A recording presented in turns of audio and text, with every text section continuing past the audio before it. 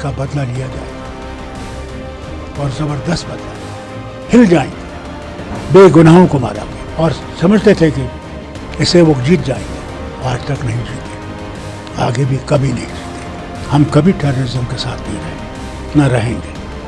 न हम कभी पाकिस्तानी थे, न हैं, न होंगे। ये देखिए बलूचिस्तान में क्या हो रहा है, हम उसके जवाब नहीं हैं, वो हैं। सिंध में क्या हो रहा है, नॉर्थ वेस्ट फ्रंटियर में पख्तूनों के साथ क्या हो रहा है। मैंने इससे पहले आपका विधानसभा चुनाव के दौरान सबसे लंबा इंटरव्यू किया था। आज इस वाकये में इंटरव्यू करना पड़ रहा है कि सवाल पूछने में सोचना पड़ रहा है। जिस तरीके का इंसिडेंट 22 अप्रैल को हुआ, आंखें भर आई लोगों की, 26 मासूम लोगों की जान चली गई, 140 करोड़ भारतवासियों की आंखें नम हैं। आप आज पहलगाम पहुंचे हैं, आपने बैसरन घाटी की तरफ भी देखा होगा जहां 26 लोगों की जान चली गई। क्या कहना चाहेंगे आज उन 26 लोगों के परिवारों से, 140 करोड़ भारतवासियों से और भारत सरकार से? पहले तो इन पड़ोसियों जो यहाँ पे शहीद हो गए उनके परिवारों से कहूँगा, उस नई दुल्हन से कहूँगा जो 6 दिन पहले शादी हुई थी, उस बच्चे से कहूँगा जिसने अपने बाप की लाश को देखा खून से लपटे हुए। हमने भी रोया है जितना आपने रोया है। हमने भी खाना नहीं खाया, नींद नहीं आ सकी। क्या ऐसे दरिंदे आज भी हैं जो इंसानियत का कत्ल करते हैं? जो इंसान नहीं है वो दरिंदे हैं। वो कहते हैं अपने आप को मुसलमान कहते हैं, मैं समझता हूँ बिल्कुल मुसलमान नहीं है, वो शैतान है, वो इब्लीस की औलाद है। और इन लोगों से, उनके परिवारों से कहना चाहता हूँ, हम आपके साथ हैं। इस गम में हर कोई, न सिर्फ जम्मू कश्मीर का, न सिर्फ भारत का, मगर वो सारे देश जिन्होंने आतंकवाद देखा है, उनके साथ उनकी हिमायत है। उनके आंसू में, दिलों में वो गम है जो उन्हें खुद भी देखा होगा। और मैं उनसे उम्मीद देता हूँ कि घबराइए नहीं, ये कुर्बानियाँ ज़ाया नहीं होंगी, इनका बदला लिया जाएगा और ज़बरदस्त बदला लिया जाएगा। हिल जाएंगे। आज हम वो प्याला जो है वो लबरेज हो गया है, भर गया है, वो घड़ा भर गया है। आज हम पीछे नहीं रहेंगे, इसको जड़ से निकालना ज़रूरी है। तब मैं समझता हूँ उनकी आत्माओं में शांति आएगी। यहाँ बहुत शहीद हुए, 35 साल हम यही देख रहे हैं। बेगुनाहों को मारा गया और समझते थे कि इससे वो जीत जाएंगे। आज तक नहीं जीते, आगे भी कभी नहीं जीतेंगे। इस वाकये के जिक्र के दौरान जब मुख्यमंत्री उमर अब्दुल्ला साहब विधानसभा में एड्रेस कर रहे थे, उनकी आंखें नम थीं, पूरे भारतवासी उनके तरफ देख रहे थे और उनकी एक एक सिसकियां उन 26 परिवारों तक भी पहुंची। लेकिन इस बीच हमारा जो पड़ोसी मुल्क है पाकिस्तान, वहां से गीदड़ भभकियां आ रही हैं जो आतंकी फैक्ट्री चलाता है। आपके भी तमाम बयान आए जिसने पाकिस्तान के मुंह पर करारा तमाचा मारा है। तमाम वहाँ के नेता ये कहते हैं कि सिंधु का पानी तो रोक दिया, या तो सिंधु के धारा के बीच में उनका खून बहेगा या पानी बहेगा। कहना बहुत आसान है। इंडस वाटर ट्रीटी जब बनाई गई थी, उसमें हस्ताक्षर हुए थे, जम्मू कश्मीर के अवाम को उसमें नहीं लिया गया। सबसे ज़्यादा नुकसान अगर इस इंडस वाटर ट्रीटी से हुआ है वो रियासत जम्मू कश्मीर को हुआ है। हम कोई भी बिजली घर नहीं बना सकते जब तक उनकी इजाज़त नहीं आए। हम कोई पानी वहाँ से निकालने, एक बाल्टी निकाल सकते जबकि उनकी इजाज़त हो। हमारा विंटर कैपिटल है जिसे जम्मू कहते हैं, पानी से महरूम है।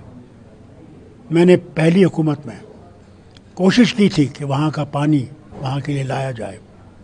200 करोड़ का हमने प्रोग्राम बनाया था, प्लान बनाया था, मगर वो रुक गया क्योंकि वर्ल्ड बैंक ने कहा ये इंडस वाटर ट्रीटी के अंदर आता है। आज मैं गवर्नमेंट ऑफ इंडिया से, आपकी इस चैनल से अपील करता हूँ, आज वक्त आ गया है, वो पानी थोड़ा सा जम्मू के लोगों के लिए लाइए, वो स्कीम जारी कीजिए जिससे कि हम लोग बच सकें। हम प्यास से मर रहे हैं। बाकी उनका चिल्लाना कि हम ये करेंगे वो करेंगे, हम इनह्यूमन नहीं हैं। हिंदुस्तान गांधी का देश है और गांधी के देश में ज़रूर आज हमने उनको धमकी दी है पानी बंद करने के लिए, मगर हम उनको मारेंगे नहीं। हम इतने जालिम नहीं हैं जितने वो हैं। उन्हें हर वक्त जुल्म किया है, अपनी आवाम पे जुल्म किया, हम पे तो छोड़ दीजिए, अपनी आवाम पे जुल्म किया। हालत देखिए वहाँ क्या है। ये देखिए बलूचिस्तान में क्या हो रहा है, हम उसके ज़िम्मेदार नहीं हैं, वो हैं। सिंध में क्या हो रहा है, नॉर्थ वेस्ट फ्रंटियर में पख्तून के साथ क्या हो रहा है, ये उनको देखना चाहिए। अपने देश को तो बचा नहीं सके, अब हमारे देश को ख़त्म करने की कोशिश कर रहे हैं, उसमें कामयाब नहीं होंगे।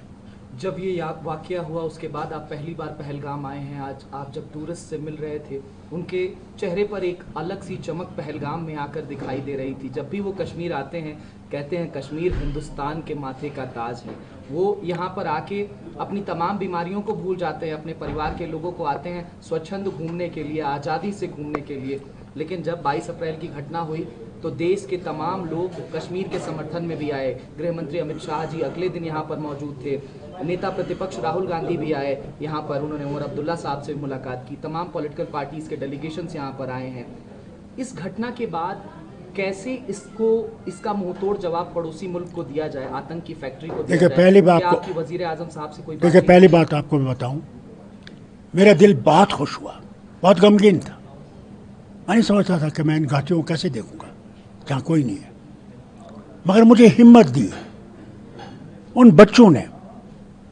जब मैंने उनसे पूछा, कहा अंकल हमें कोई डर नहीं है, हम आए हैं आपके साथ खड़े, बच्चे आपके साथ खड़ा होने के लिए, इससे बड़ी बात और क्या हो सकती। बड़े तो डर गए, बच्चे नहीं डर रहे। यही मैं देश से कहता हूँ, आइए और उन आतंकवादियों को और उस मुल्क को जवाब दीजिए, हम तुमसे डरने वाले नहीं हैं। हम आएंगे, ज़्यादा से ज़्यादा आएंगे, और मुझे उम्मीद है बहुत आएंगे। वही तमाशा है उस देश को और उन आतंकवादियों को। आपका एक बयान आया कि ये घटना बिना लोकल सपोर्ट के नहीं हो सकती है। उस पर महबूबा मुफ्ती जी का बयान आया, उन्होंने कहा कि कैसे लोकल्स का इन्वॉल्वमेंट हो सकता है, कैसी बात करते हैं? अब महबूबा जी के हर बात का मैं जवाब दूं तो अच्छा नहीं लगेगा। महबूबा जी से मैं कहूँगा ऐसी बातें मत करिए। क्या इन 35 साल में जब ये शुरू हुआ तो किसने शुरू किया? कौन थे जो पार गए? कौन आए जिन्हें हमें वरकुंड को मारा, हमारे पंडित भाइयों को यहाँ से निकाला? कौन थे? जरा वो जवाब देना। जहाँ मैं वजीर आला होकर नहीं जा सकता था, ये जाती थी उन टेररिस्ट के घरों में, उसका जवाब दे। हम कभी टेररिज्म के साथ नहीं रहे, न रहेंगे। न हम कभी पाकिस्तानी थे, न हैं, न होंगे। हम भारत का अटूट अंग हैं और हम भारत का मुकुट हैं। और ये कितना भी भारत के मुकुट को पीला करने की कोशिश करेंगे, कभी नहीं होगा। वो मुकुट चमकता रहेगा। और यहाँ पे अमरनाथ जी हैं, जहाँ बैठे अमरनाथ जी भी हमारी आरक्षा करेंगे। भारत लगातार ये प्रयास कर रहा है इस घटना के बाद कि जो आतंकी फैक्ट्री पाकिस्तान है उसको FATF की ग्रे लिस्ट में फिर से भेजा जा सके, इसको लेकर के प्रयास किया जा रहा है। करें, हम सब उसी को देख रहे हैं। सारे भारत, सारा दुनिया देख रही है और हम उम्मीद करते हैं कि इसका आतंकवाद का खात्मा होगा, ख़त्म हो जाएगा। हम तो चाहते हैं। भैया हम लोग लेना क्या है, हम गरीब इलाका है। एक ही चीज़ हमें खुदा ने दी है, खूबसूरती। अब देखिए, जहाँ टेम्परेचर 45 है, 46 है, वहाँ मेरे ख्याल से आज यहाँ 18 भी नहीं होगा, 17 होगा। कितनी खूबसूरत घाटियाँ हैं, क्या लिदर का दरिया है, मगर आज आंसू बहा रहा है। जहाँ यहाँ एक जगह नहीं मिलती थी चलने को, वहाँ आज मायूसी है, खामोशी है। इस खामोशी को दूर करना है, वो करेंगे, वो आएंगे। मैं अपने साथियों से कहता हूँ, मैं अपने वतन के लोगों से कहता हूँ, अपने भाइयों से कहता हूँ, घबरा मत, वो आएंगे, ज़रूर आएंगे और बहुत जल्दी आएंगे। एक तरफ जहां 140 करोड़ भारतवासी दिल्ली की तरफ निगाहें लगा करके बैठे हैं कि कार्रवाई की जाएगी, मुंहतोड़ जवाब दिया जाएगा इस घटना को लेकर के, क्योंकि ये पहली घटना नहीं है जो बॉर्डर पार से हुई है।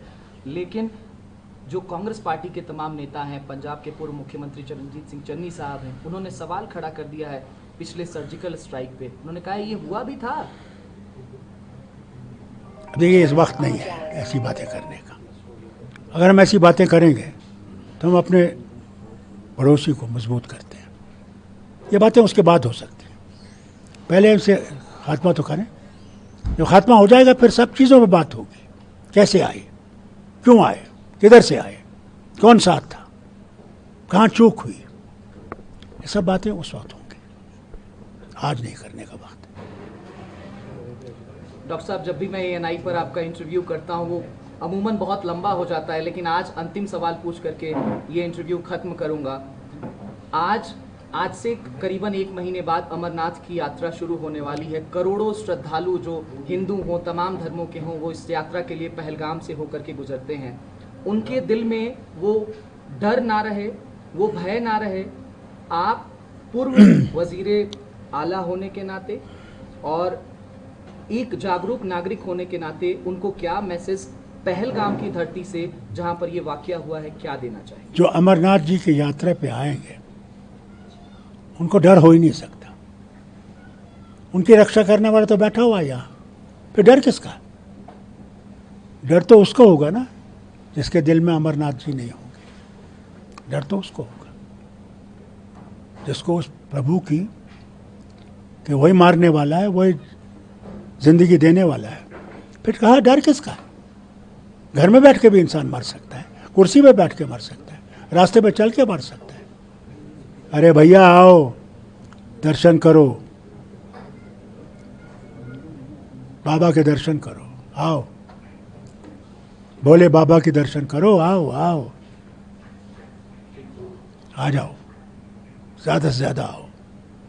हो सकता है यहाँ से जो दुआएं ले जाओगे सारे भारत पे एक नया सूरज चमकेगा।